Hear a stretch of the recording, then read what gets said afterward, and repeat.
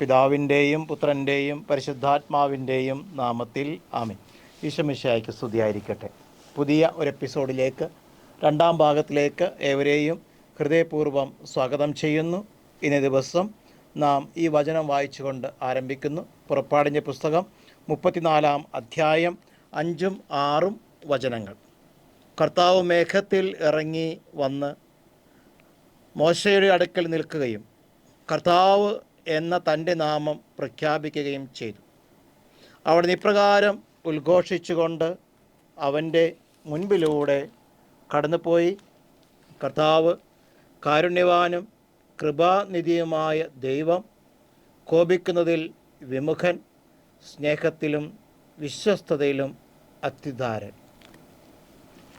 ക്രിസ്തുവിൽ പ്രിയമുള്ളവരെ, പഞ്ചഗ്രന്ഥിക്ക് ഒരു ആമുഖമാണ് നാം കഴിഞ്ഞ ക്ലാസ്സിൽ കണ്ടത്. അപ്പോൾ ഈ പഞ്ചഗ്രന്ഥി എന്ന് പറയുമ്പോൾ 5 പുസ്തകങ്ങൾ മാത്രമായിട്ടാണോ നാം പരിഗണിക്കുക? 5 പുസ്തകങ്ങൾക്ക് ശേഷം വരുന്ന ജോഷുവ ഇതിൽ പെട്ടതല്ലേ? അതിനുശേഷം വരുന്ന പുസ്തകങ്ങൾ എപ്രകാരം നമുക്ക് കണക്കാക്കാൻ കഴിയും? ഇങ്ങനെയുള്ള നിരവധിയായ ചോദ്യങ്ങളുണ്ട്. 1870-കളിൽ ജൂലിയസ് വെൽഹൗസൻ എന്നുള്ള ഒരു ബൈബിൾ പണ്ഡിതനാണ് ഇപ്രകാരം പഞ്ചഗ്രന്ഥി എന്നുള്ള പാരമ്പര്യ നാമം മാറ്റിവെച്ചുകൊണ്ട് പുതിയ ഒരു നാമം അതിന് നൽകിയത്. അത് മലയാളത്തിൽ തർജ്ജമ ചെയ്യാനായിട്ട് ബുദ്ധിമുട്ടാണെങ്കിലും ആദ്യത്തെ 6 പുസ്തകങ്ങൾ ഒരുമിച്ചിരിക്കുന്നു. പഞ്ചഗ്രന്ഥി മാത്രമല്ല, അതിനോട് 6-ാമത്തെ പുസ്തകമായ ജോഷുവായും ഒരുമിച്ച് കണക്കാക്കണം എന്ന് വെൽഹൗസൻ പറഞ്ഞു വെച്ചു. തുടങ്ങി വെച്ച ഒരു ചിന്ത അതായിരുന്നു. പിന്നീട് വന്ന 20-ാം നൂറ്റാണ്ടിലേക്ക് പ്രവേശിക്കുമ്പോൾ ഗെർഹാർഡ് ഫോൺ റാഡ് എന്നുള്ള ബൈബിൾ പണ്ഡിതൻ ഇത് വലിയ ഒരാശയമായി മുന്നോട്ട് വച്ചു. അങ്ങനെയാണ് ഹെക്സാട്ടൊക്ക്, പെൻഡറ്റൊക്കിന് പകരം ഹെക്സാട്ടൊക്ക്, 6 പുസ്തകങ്ങൾ. കാരണം അബ്രഹാത്തോട് വാഗ്ദാനം ചെയ്ത വാഗ്ദത്ത ഭൂമി ജോഷുവയുടെ നേതൃത്വത്തിൽ അവർ നേടിയെടുക്കുന്നു. അതുകൊണ്ട് ജോഷുവയുടെ പുസ്തകത്തിലേക്ക് വരുമ്പോഴേക്കാണ് ഈ ആദ്യത്തെ 5 പുസ്തകങ്ങളിലെ പൂർണ്ണത. വാഗ്ദാനം ചെയ്യപ്പെട്ട ഭൂമി അത് ജോഷുവയുടെ നേതൃത്വത്തിൽ അവർ കൈയടക്കുന്നു. അതുകൊണ്ട് ഇത് 6 പുസ്തകങ്ങൾ ജോഷുവ കൂടി ഉൾപ്പെടുത്തണം എന്നുള്ള ചിന്താഗതി കടന്നു വന്നു. അപ്പോൾ പെൻഡറ്റൊക്കിന് പകരം ഹെക്സാട്ടൊക്ക്, 6 പുസ്തകങ്ങൾ എന്നുള്ള ഒരു ആശയം വളർന്നു വന്നു. അതേപോലെ തന്നെ ഈ പഞ്ചഗ്രന്ഥിക്ക് എതിരായി എന്നൊക്കെ ഉപരിയായിട്ട് പഞ്ചഗ്രന്ഥിയോടൊപ്പം വളർന്നു വന്ന മറ്റൊരു ആശയമായിരുന്നു ടെട്രാട്ടുക്ക് എന്നുള്ളത്. ടെട്രാട്ടുക്ക് എന്ന് വെച്ചാൽ 4 പുസ്തകങ്ങൾ. അപ്പോൾ ഇപ്രകാരം ജൂലിയസ് വെൽഹൗസൻ തുടങ്ങി വെച്ച ഈ ഒരു ആശയം പഞ്ചഗ്രന്ഥിയോടൊപ്പം ജോഷുവയുടെ പുസ്തകം കൂടി എണ്ണപ്പെടണം എന്നുള്ള ആശയത്തിൽ നിന്ന് അപ്പുറത്തേക്ക് ജോഷുവയുടെ പുസ്തകം പെൻഡറ്റൊക്കിൻ്റെ ഒപ്പം പോകില്ല, മറിച്ച് ജോഷുവ, ന്യായാധിപന്മാർ, സാമുവേൽ, രാജാക്കന്മാർ, ഈ 4 പുസ്തകങ്ങൾക്ക് തനതായ ഒരു ഐക്യവും തനതായ ഒരു കണ്ടൻറ്റുമെല്ലാം സെയിമാണ് എന്ന് വാദിക്കുന്ന വ്യക്തികളുമുണ്ട്. അപ്പോൾ പഞ്ചഗ്രന്ഥിയെക്കുറിച്ച് നാം ചിന്തിക്കുമ്പോൾ പഞ്ചഗ്രന്ഥി എന്നുള്ളത് ഒരു പാരമ്പര്യ നാമമായിട്ട് തന്നെ നമുക്കെടുക്കാം. പഞ്ചഗ്രന്ഥി മാത്രമല്ല, മറിച്ച് 6 പുസ്തകങ്ങൾ ഒരുമിച്ച് നിലകൊള്ളുന്നവയാണ് എന്ന് ചിലർ പറയാൻ തുടങ്ങി. അപ്പോൾ മറുഭാഗം പഞ്ചഗ്രന്ഥി അതുപോലെ തന്നെ നിന്നിട്ട് ജോഷുവയുടെ പുസ്തകം, പിന്നീട് വരുന്ന ന്യായാധിപന്മാർ, രാജാക്കന്മാർ, സാമുവേലിൻ്റെ പുസ്തകത്തോട് ചേർന്ന് നിൽക്കുന്നവയാണെന്ന് പറയാൻ തുടങ്ങി. ഇപ്രകാരം പഞ്ചഗ്രന്ഥിക്കൊരു ആമുഖത്തെക്കുറിച്ച് നാം കഴിഞ്ഞ ക്ലാസ്സിൽ ചിന്തിച്ചപ്പോൾ അതിനെതിരായി വന്ന അല്ലെങ്കിൽ അതിനോട് ചേർന്ന് വന്ന ചില ചിന്തകൾ നിങ്ങളുമായിട്ട് പങ്കുവെച്ചെന്ന് മാത്രം. ഇനി 2-ാമത്തെ ഭാഗത്തിലേക്ക് നാം പ്രവേശിക്കുമ്പോൾ പഞ്ചഗ്രന്ഥിയുടെ ദൈവശാസ്ത്രം എന്താണ്? അതാണ് ഇന്നത്തെ ക്ലാസ്സിൽ നാം കാണുക. ദൈവശാസ്ത്രം എന്നാൽ എന്ത് എന്നുള്ള ചോദ്യത്തിന് ഏറ്റവും സിമ്പിളായിട്ടുള്ള ഒരു ഉത്തരം ഇതാണ്. അതായത് ഞാനും ദൈവവും തമ്മിലുള്ള ബന്ധത്തെ എപ്രകാരം നമുക്ക് ഒരു ടെക്സ്റ്റ് ബുക്കിൽ, ബൈബിളിൻ്റെ വചനത്തിൽ കാണുവാൻ കഴിയും. അവിടെ ദൈവം കടന്നു വന്നില്ലെങ്കിൽ ആ ബൈബിൾ ഭാഗത്ത് കാണുന്ന വ്യക്തികളും ദൈവവുമായിട്ടുള്ള ബന്ധത്തെ നമുക്ക് എപ്രകാരം വ്യാഖ്യാനിക്കാൻ കഴിയും? ഇതൊക്കെയാണ് ദൈവശാസ്ത്രം എന്ന് പറയുക. അതുകൊണ്ട് വചനം വായിച്ചിട്ട് ആ വചനത്തിൽ ദൈവവും മനുഷ്യനും തമ്മിലുള്ള ബന്ധത്തെ നമുക്ക് എപ്രകാരം വ്യാഖ്യാനിക്കാൻ കഴിയുന്നു എന്നുള്ളതാണ് ദൈവശാസ്ത്രം എന്ന് പറയുക. ഇപ്രകാരം പഞ്ചഗ്രന്ഥിയിലെ ദൈവശാസ്ത്രം നാം കാണുവാനായിട്ട് ഒന്ന് പരിശ്രമിക്കാം. ഏറ്റവും ആദ്യം 1-ാമത്തെ ഭാഗമായി ഒന്നാമത്തെ പോയിൻ്റായിട്ട് നമുക്ക് കാണുവാൻ കഴിയുക പഞ്ചഗ്രന്ഥിയുടെ ദൈവശാസ്ത്രം എന്ന് പറയുക അനുഗ്രഹവും ശാപവും നന്മയും തിന്മയും ജീവനും മരണവും. ഇതാണ് പഞ്ചഗ്രന്ഥിയുടെ ദൈവശാസ്ത്രത്തിൽ ഏറ്റവും ആദ്യമായിട്ട് കടന്നു വരിക. പിന്നീട് മനുഷ്യനും ദൈവവും തമ്മിലുള്ള ഒരു പ്രതിബന്ധമായ ഒരു ബന്ധം, അത് രണ്ടാമത്തെ ദൈവശാസ്ത്രമായിട്ട് നാം കാണുന്നു. മൂന്നാമത്തെ ദൈവശാസ്ത്രം പഞ്ചഗ്രന്ഥിയിൽ എവിടെയും നിഴലിച്ച് നിൽക്കുന്ന, അല്ലെങ്കിൽ ദൈവവും മനുഷ്യനും തമ്മിലുള്ള ബന്ധത്തിന് ഏറ്റവും അടിസ്ഥാനപരമായി നിലകൊള്ളുന്ന ഉടമ്പടിയെക്കുറിച്ച് നാം കാണും. ഇന്നത്തെ ക്ലാസ്സിൽ പഞ്ചഗ്രന്ഥിയുടെ ദൈവശാസ്ത്രത്തിൻ്റെ ആദ്യത്തെ 2 തലങ്ങൾ, ഏറ്റവും ആദ്യം നാം പറഞ്ഞതുപോലെ അനുഗ്രഹവും ശാപവും, നന്മയും തിന്മയും, ജീവനും മരണവും കാണുന്നു. രണ്ടാമതായിട്ട് നാം പഞ്ചഗ്രന്ഥിയിലെ ദൈവ മനുഷ്യ ബന്ധത്തെക്കുറിച്ച് നാം കാണുന്നു. അതാണ് ഇന്നത്തെ ക്ലാസ്സിൻ്റെ ഉള്ളടക്കം എന്ന് പറയാം. അപ്പോൾ ദൈവശാസ്ത്രത്തിലേക്ക് നമുക്ക് പ്രവേശിക്കാം. ഏറ്റവും ആദ്യമായിട്ട് അനുഗ്രഹവും ശാപവും. ദൈവത്തിൻ്റെ അനുഗ്രഹം ആരംഭിക്കുക 1-ാമത്തെ അധ്യായം 22-ാം വചനമാണ്. നമുക്കറിയാം, ആദിയിൽ ദൈവം ആകാശവും ഭൂമിയും സൃഷ്ടിച്ചു. അങ്ങനെ വെളിച്ചമുണ്ടാകട്ടെ എന്ന് പറഞ്ഞു. വെളിച്ചത്തിന് ശേഷം ദൈവം ഒരു വിധാനമുണ്ടാക്കുന്നു, ജലത്തെ ഒരുമിച്ച് കൂട്ടുന്നു, കരയെ സൃഷ്ടിക്കുന്നു. അതിനുശേഷം ഇപ്രകാരം പ്രകാശ ഗോപുരങ്ങൾ സൂര്യനും ചന്ദ്രനും സൃഷ്ടിക്കുന്നു. അത് കഴിഞ്ഞ എല്ലാ ഹരിത സസ്യങ്ങളെയും ദൈവം സൃഷ്ടിക്കുന്നു. ഹരിത സസ്യങ്ങളെയും എല്ലാ ജന്തു ജീവജാലങ്ങളെയും സൃഷ്ടിച്ചിട്ട് 1-ാം അധ്യായം 22-ാം വചനം ഇപ്രകാരമാണ് പറയുക: ദൈവം അവയെ ഇങ്ങനെ അനുഗ്രഹിച്ചു. ദൈവത്തിൻ്റെ ആദ്യത്തെ അനുഗ്രഹം കടന്നു വരുന്നത് ഇപ്രകാരമാണ്: ദൈവം അവയെ ഇങ്ങനെ അനുഗ്രഹിച്ചു, സമൃദ്ധമായി പെരുകി കടലിൽ നിറയുവിൻ, പക്ഷികൾ ഭൂമിയിൽ പെരുകട്ടെ. അപ്പോൾ ദൈവത്തിൻ്റെ അനുഗ്രഹം ഏറ്റവും ആദ്യമായിട്ട് സമൃദ്ധമായി പെരുകുവാനുള്ള ഒരു അനുഗ്രഹമാണ് ദൈവം സർവ്വജീവജാലങ്ങൾക്കും നൽകുക. രണ്ടാമതായിട്ട് ദൈവത്തിൻ്റെ അനുഗ്രഹം കടന്നു വരിക 1-ാം അധ്യായം 22-ാം വചനം കഴിഞ്ഞ് വരുന്നത് 1-ാം അധ്യായം 29-ാമത്തെ വചനം. കാരണം 28-ാമത്തെ വചനത്തിൽ തൻ്റെ ഛായയിലും സാദൃശ്യത്തിലും ദൈവം മനുഷ്യനെ സൃഷ്ടിക്കുന്നു. അത് കഴിഞ്ഞിട്ട് 1-ാം അധ്യായം ഉൽപ്പത്തി പുസ്തകം 1-ാം അധ്യായം 29-ാം വചനത്തിലേക്ക് കർത്താവ് വചനം ഇപ്രകാരം പറയുന്നു: ദൈവം അവരെ ഇങ്ങനെ അനുഗ്രഹിച്ചു. 1-ാം അധ്യായം 22-ാം വചനം: ദൈവം അവയെ ഇപ്രകാരം അനുഗ്രഹിച്ചു, സമൃദ്ധമായി പെരുകുവിൻ. 1-ാം അധ്യായം 29-ാം വചനത്തിൽ വീണ്ടും അനുഗ്രഹത്തിൻ്റെ ദൈവശാസ്ത്രം ഇപ്രകാരമാണ് കടന്നു വരിക: ദൈവം അവരെ ഇങ്ങനെ അനുഗ്രഹിച്ചു, സന്താന പുഷ്ടിയുള്ളവരായി പെരുകുവിൻ.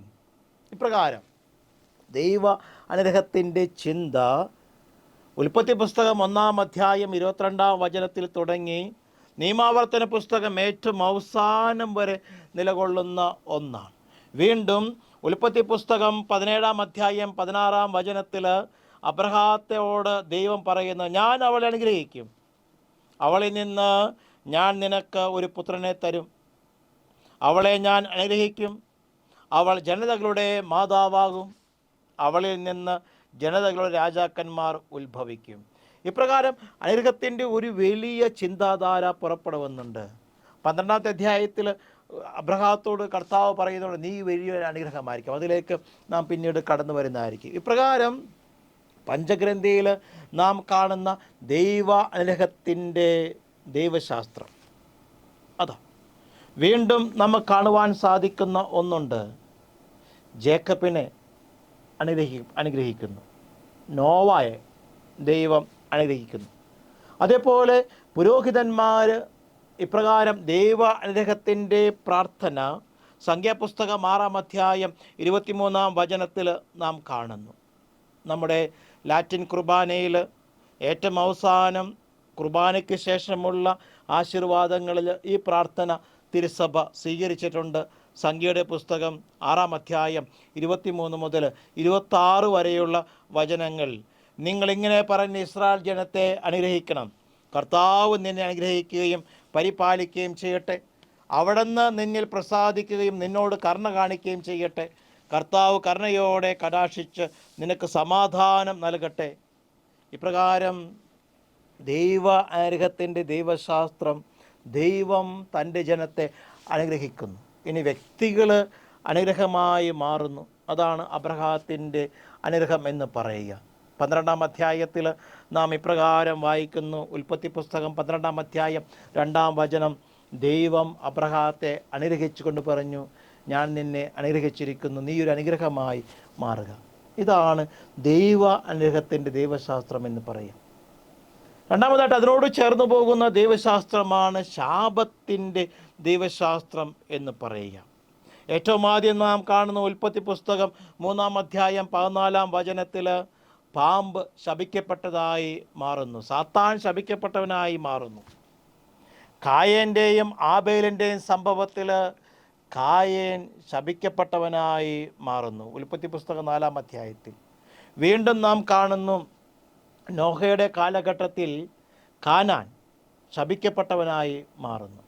ഇപ്രകാരം അനുഗ്രഹത്തിൻ്റെ ദൈവശാസ്ത്രത്തോടൊപ്പം ഒരു ശാപത്തിൻ്റെ ദൈവശാസ്ത്രം കൂടി നാം കാണുന്നുണ്ട്. അതിനൊരു ക്ലൈമാക്സ് എന്ന് പറയുക. എല്ലായ്പ്പോഴും ഉൽപ്പത്തി പുസ്തകത്തിൽ തുടങ്ങുന്ന ദൈവശാസ്ത്രത്തിൻ്റെ ക്ലൈമാക്സ് നമുക്ക് നിയമാവർത്തന പുസ്തകത്തിൽ കാണുവാനായിട്ട് കഴിയും. കഴിഞ്ഞ ക്ലാസ്സിൽ ഞാൻ പറഞ്ഞ പോലെ ഒരു മഴവില്ല് പോലെ രണ്ടിനെയും ബന്ധിപ്പിച്ച് നിർത്തുന്നത് ഇൻക്ലൂഷൻ, അപ്പുറത്തു നിന്ന് ആരംഭിച്ച് ഏറ്റവും അവസാനത്തിലായിരിക്കുന്ന നിയമാവർത്തന പുസ്തകത്തിൽ അതിൻ്റെ ക്ലൈമാക്സ് പലപ്പോഴും എല്ലായ്പ്പോഴും നമ്മൾ കാണുവാൻ സാധിക്കും. അപ്രകാരം ഈ ശാപത്തിൻ്റെ ഒരു ക്ലൈമാക്സ് എന്ന് പറയുക നിയമാവർത്തന പുസ്തകത്തിൽ ഇപ്രകാരം നാം വായിക്കുന്ന 28-ാം അധ്യായം 15 മുതലുള്ള വചനങ്ങൾ ഇപ്രകാരമാണ്. മോശ ജനത്തോട് പറയുന്നുണ്ട്, നിയമത്തോട് നിങ്ങൾ കാണിക്കുന്ന അവിശ്വസ്തത അത് നിങ്ങളുടെ ജീവിതത്തിന് ഒരു ശാപമായി മാറും എന്ന് പറയുന്നു. അവിടെയാണ് മോശ ജനത്തോട് പറയുക,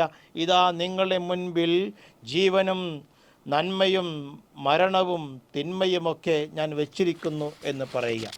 ഇപ്രകാരം ഒരു ശാപത്തിൻ്റെ ദൈവശാസ്ത്രം കൂടി, അതായത് അനുഗ്രഹത്തിൻ്റെയും ശാപത്തിൻ്റെയും ദൈവശാസ്ത്രം നമുക്ക് പഞ്ചഗ്രന്ഥിയിൽ കാണുവാനായിട്ട് കഴിയും. രണ്ടാമതായിട്ട് ഇതിൻ്റെ ഒരു ഉപവിഭാഗമായി വരുന്ന ഒന്നാണ് നന്മയും തിന്മയും എന്ന് പറയുക. വളരെ മനോഹരമായിട്ടാണ് പഞ്ചഗ്രന്ഥി നന്മയും തിന്മയും നമുക്ക് മുൻപിൽ അവതരിപ്പിക്കുക. ഏറ്റവും ആദ്യം എല്ലാം വളരെ നന്നായിരിക്കുന്നു, എല്ലാം നന്മ നിറഞ്ഞതായിരിക്കുന്നു എന്ന് ദൈവം കാണുന്നു. ഉൽപ്പത്തി പുസ്തകം 1-ാം അധ്യായം 31-ാം വചനം, താൻ സൃഷ്ടിച്ചവയെല്ലാം വളരെ നന്നായിരിക്കുന്നുവെന്ന് ദൈവം കണ്ടു, സന്ധ്യയായി പ്രഭാതമായി 6-ാം ദിവസം എന്ന് പറയുക. അപ്പോൾ എല്ലാം നല്ലതാണ്, എല്ലാം നന്മ നിറഞ്ഞതാണെന്ന് ഉൽപ്പത്തി പുസ്തകം ഏറ്റവും ആദ്യത്തെ അധ്യായത്തിൽ തന്നെ നാം കാണുന്നു. അതിൻ്റെ ക്ലൈമാക്സ് എന്ന് പറയുക നിയമാവർത്തന പുസ്തകം 30-ാം അധ്യായത്തിൽ 9-ാം വചനം ഇപ്രകാരമാണ്, നിങ്ങളുടെ ഐശ്വര്യമാണ് ദൈവത്തിൻ്റെ ആഗ്രഹം. വചനം ഇപ്രകാരമാണ്, നിങ്ങളുടെ ദൈവമായ കർത്താവ് നിങ്ങളെ എല്ലാ പ്രയത്നങ്ങളിലും സമൃദ്ധമായി നിങ്ങളെ അനുഗ്രഹിക്കും, ധാരാളം മക്കളും കന്നുകാലികളും സമൃദ്ധമായി വിളവും അവിടുന്ന് നിങ്ങൾക്ക് പ്രദാനം ചെയ്യും. നിങ്ങളുടെ പിതാക്കന്മാരുടെ ഐശ്വര്യത്തിൽ സന്തോഷിച്ചതുപോലെ നിൻ്റെ ഐശ്വര്യത്തിലും നന്മയിലും അവിടെ സന്തോഷിക്കും. അപ്പോൾ നന്മയോട് ചേർന്ന് നിൽക്കുന്ന ദൈവം തൻ്റെ ജനത്തെ നന്മയോട് ചേർന്ന് നിൽക്കാനായിട്ട് അവിടുന്ന് അവരെ പരിശീലിപ്പിക്കുകയും അവരെ പ്രചോദിപ്പിക്കുകയും ചെയ്യും ദൈവം. അതൊരു വലിയ ദൈവശാസ്ത്രമാണ്, നന്മയുടെ ദൈവശാസ്ത്രം എന്ന് പറയുക.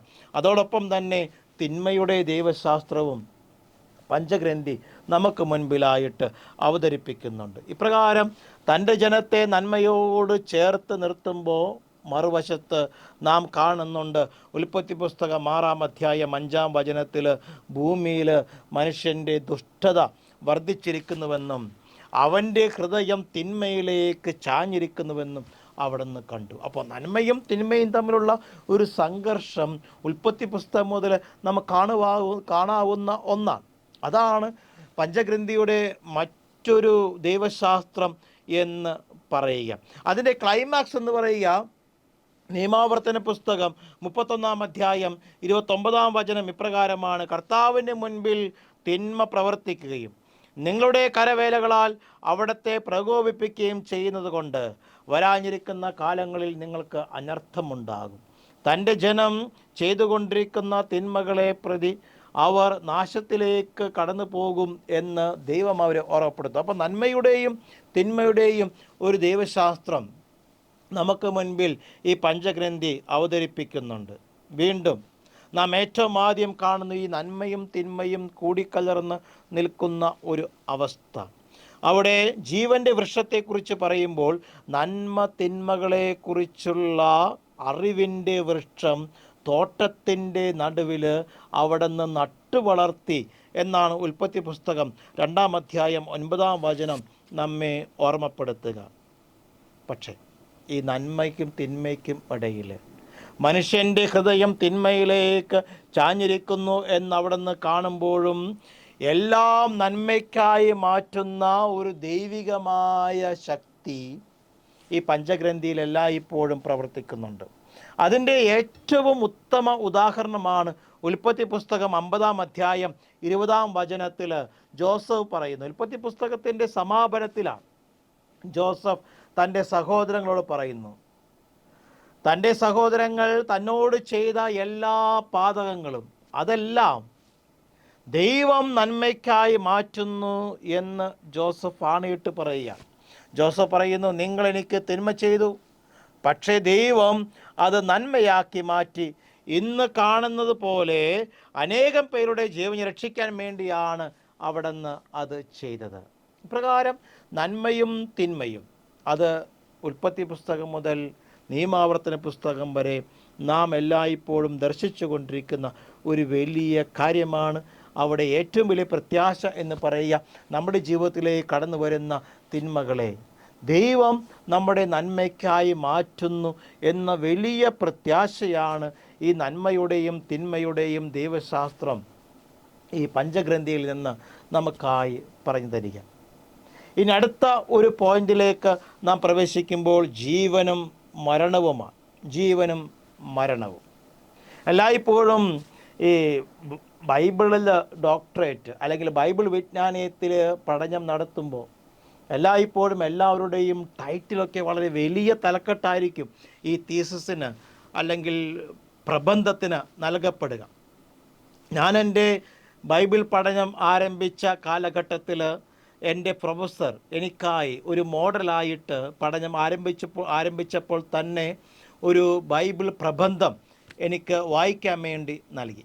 അത് അവിടെ ഇന്ന് ഓസ്ട്രേലിയൻ ഇൻസ്ബ്രൂക്കിൽ യൂണിവേഴ്സിറ്റിയിൽ പ്രൊഫസറായിട്ട് സേവനം അനുഷ്ഠിക്കുന്ന ഏറൺ റൈഹ് എന്നുള്ള ഒരു പ്രൊഫസറിൻ്റെ പ്രബന്ധമാണ്. ഈ പ്രൊഫസറിൻ്റെ പ്രബന്ധം എന്നെ ഏറ്റവും കൂടുതൽ ആകർഷിച്ചത് അതിൻ്റെ തലക്കെട്ടാണ്. 2 വാക്കുള്ളൂ, ലൈഫ് ഓർ ഡെത്ത്, ജീവൻ അല്ലെങ്കിൽ മരണം. അത് പഞ്ചഗ്രന്ഥി നമ്മുടെ മുന്നിലേക്ക് വെക്കുന്ന മറ്റൊരു വലിയ ദൈവശാസ്ത്ര ചിന്തകളാണ്. ജീവനും മരണവും നിങ്ങൾക്ക് മുൻപിൽ ഞാൻ വെച്ചിരിക്കുന്നു എന്നുള്ള ആ വചനഭാഗം നിയമാവർത്തന പുസ്തകത്തിൽ നിന്ന് നമുക്കായി നൽകപ്പെടുന്നു. ജീവനെക്കുറിച്ചുള്ള കാഴ്ചപ്പാട് വളരെ വലുതാണ്.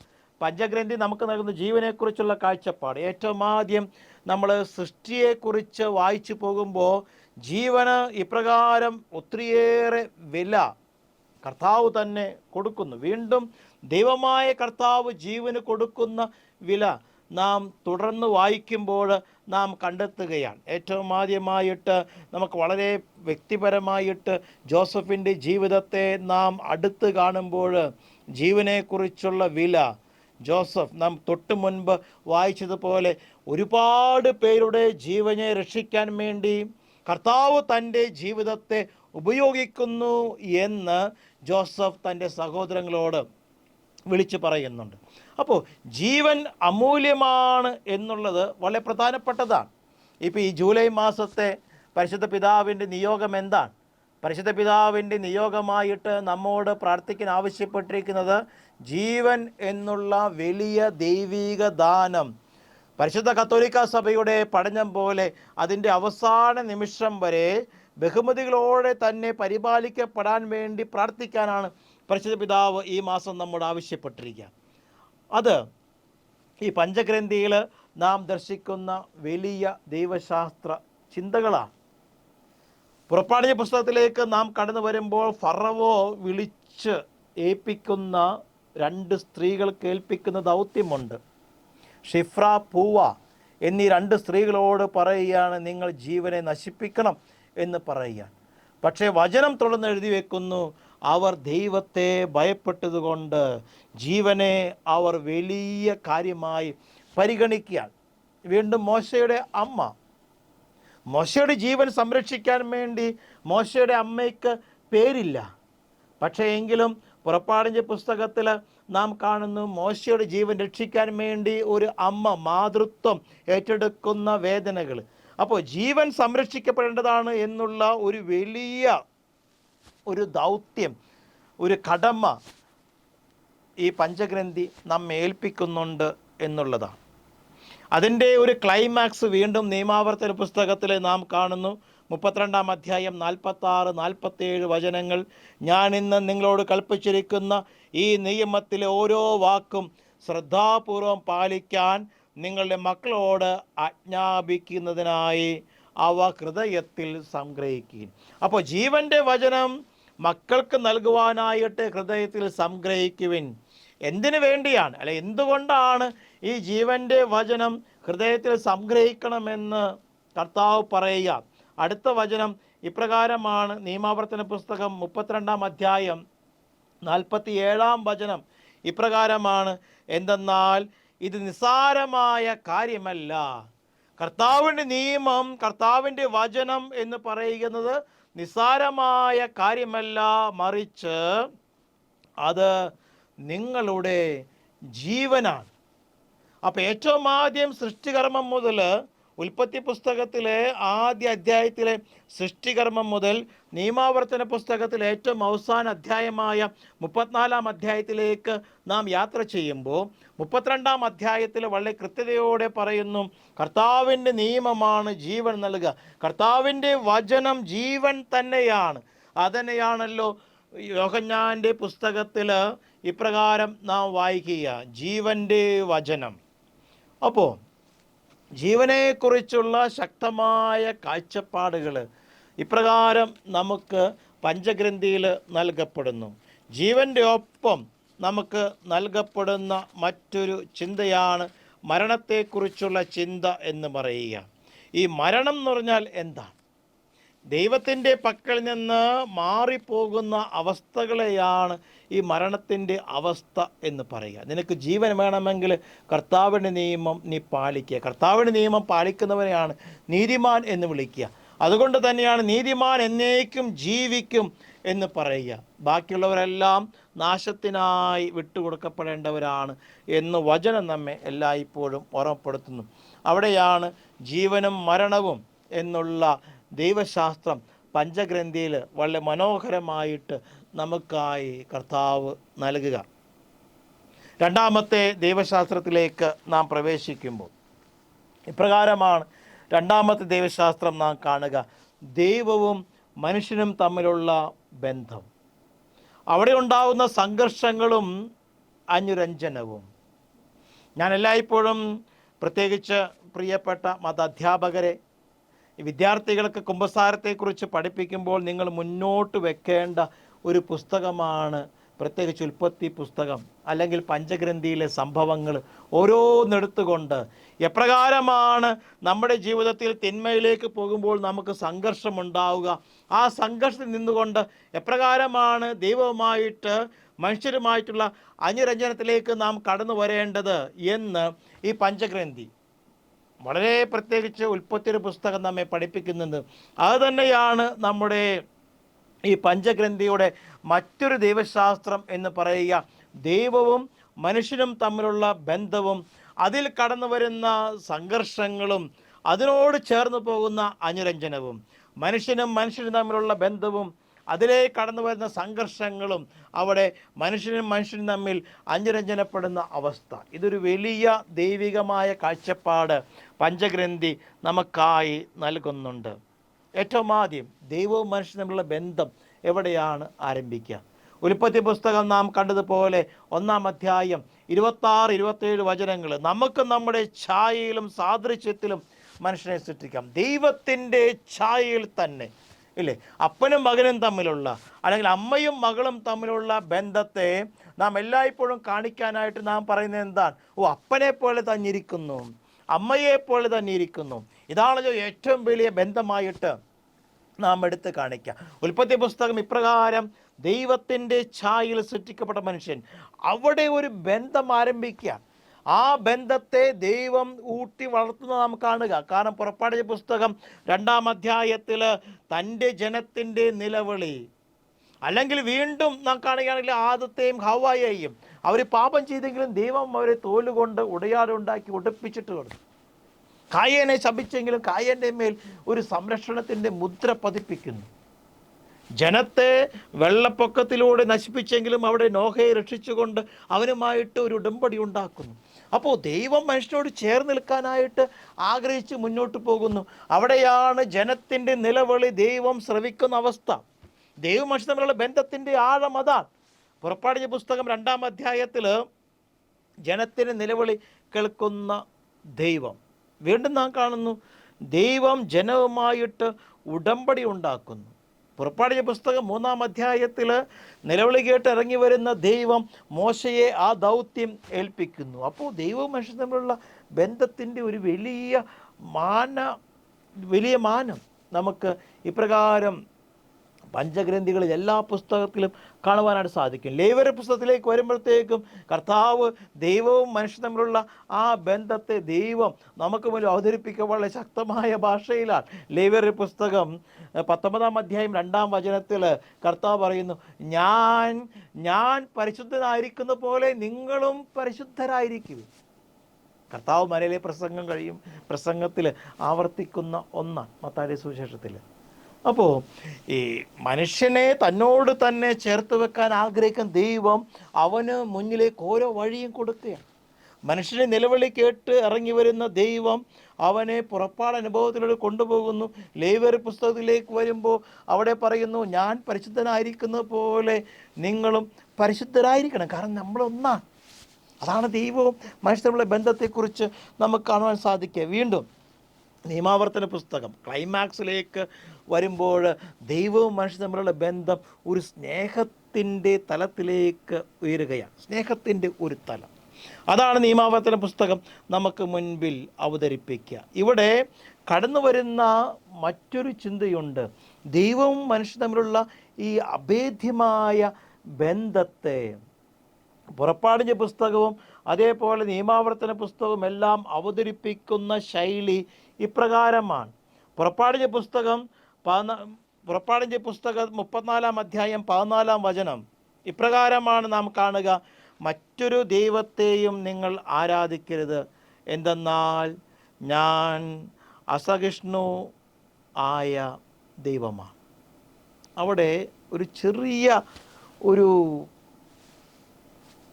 ചെറിയ ചിന്ത ഇപ്രകാരം നമുക്ക് കാണുവാനായിട്ട് കഴിയണം. എനിക്കെന്തോ ദൈവത്തെ അത് സഹിഷ്ണുത ഇല്ലാത്തവൻ എന്ന് പറയുമ്പോൾ എനിക്കൊരു ബുദ്ധിമുട്ട് എനിക്ക് അവിടെ അനുഭവപ്പെടുന്നുണ്ട്. അതുകൊണ്ട് തന്നെ അതിൻ്റെ ഒരു മൂലഭാഷയെക്കുറിച്ചുള്ള ഒരു ചിന്ത നിങ്ങൾക്ക് ഞാൻ നൽകുകയാണ്. അതായത് ഇംഗ്ലീഷ് ബൈബിളിൽ നാം കാണുക, അസൂയാലുവായ ദൈവം, ജലസ് ഗോഡ്.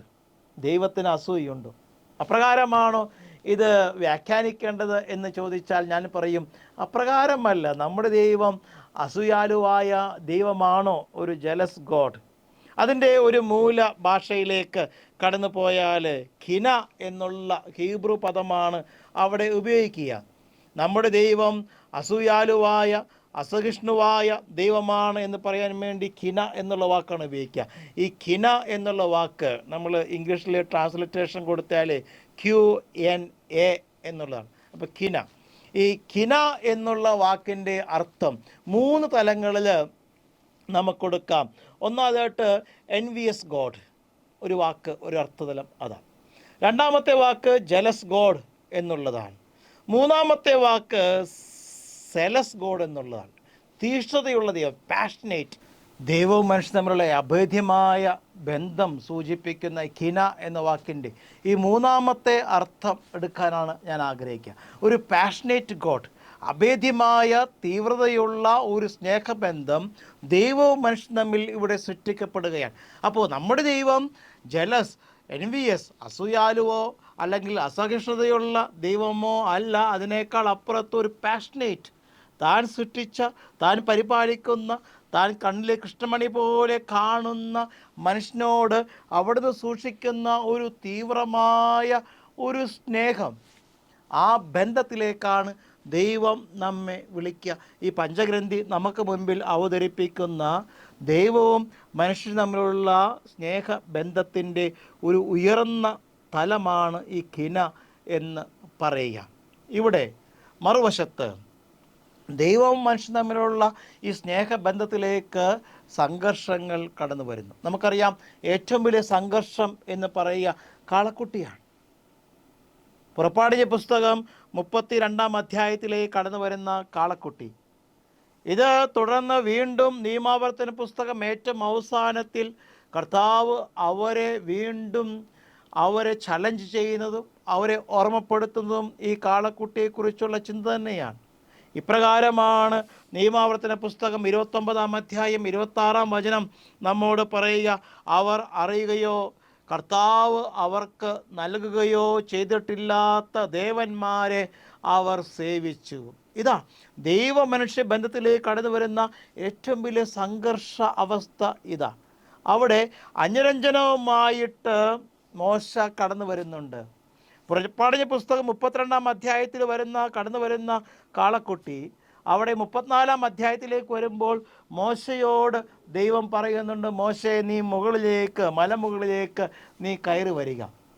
വളരെ മനോഹരമായിട്ടാണ് ഈ ഭാഗം നമുക്ക് മുൻപിൽ അവതരിപ്പിക്കപ്പെടുക.